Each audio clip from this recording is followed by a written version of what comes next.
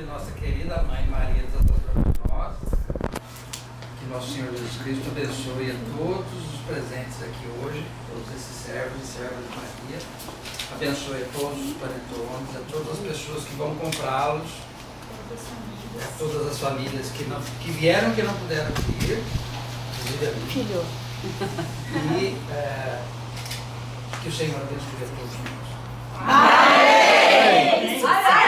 Confessar o Pai Nosso, senão... Posso falar? Pode.